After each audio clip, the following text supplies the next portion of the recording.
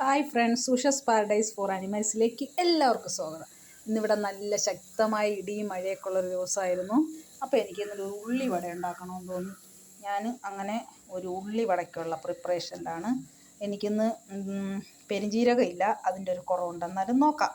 പിന്നെ മുളക്, ഞാൻ കാലാവസ്ഥ വളരെ ചൂടായതുകൊണ്ട് ഞാൻ എരിവ് വളരെ കുറച്ചിട്ടുണ്ട്. പച്ചമുളക്, ഇഞ്ചി ഉള്ളതുകൊണ്ട് ഈ മഴ മാറിയാലും മഴ പെയ്താലും നല്ല ചൂട് തന്നെയാണ്, സഹിക്കാൻ പറ്റാത്ത ചൂട്. അപ്പോൾ അതുകൊണ്ട് ഞാൻ മാവൊക്കെ വളരെ കുറച്ച് ഉള്ളി കൂടുതൽ എടുത്തിട്ടുണ്ട്. എന്നാലേ ഉള്ളിയുടെ മണമൊക്കെ വരത്തുള്ളൂ. മാവ് കൂടുതലായാൽ നമ്മൾ പൊന്തം പോലെ ഇരിക്കും, ഉള്ളി കൂടുതലായാൽ നല്ല മൊരുമൊരായിരിക്കും. അങ്ങനെ വളരെ ഒരു 2 കടിക്ക് കടിക്കാൻ പാകത്തിനായിട്ടാണ് ഞാൻ ഇട്ടിരിക്കുന്നത്. അല്ലെങ്കിൽ വലിയ പീസായാൽ ഒത്തിരി എണ്ണ വേസ്റ്റാവും.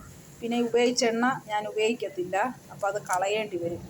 അപ്പോൾ അതുകൊണ്ട് ഞാൻ കുറച്ച് മാത്രമേ വെളിച്ചെണ്ണ എടുത്ത് ഞാൻ ഇങ്ങനെയുള്ള പൊരിക്കുന്ന സാധനങ്ങൾക്ക് എടുക്കാറുള്ളൂ. അപ്പോൾ ഞാൻ ചെറുതായിട്ട് പപ്പടമായാലും ഞാൻ 4ആയിട്ട് കീറിയാണ് പൊരിക്കുന്നത്. അപ്പോൾ എനിക്ക് എണ്ണ വേസ്റ്റ് ആവത്തില്ല, പിന്നെ ആ എണ്ണ ഉപയോഗിക്കേണ്ട അവസ്ഥയും വരത്തില്ല.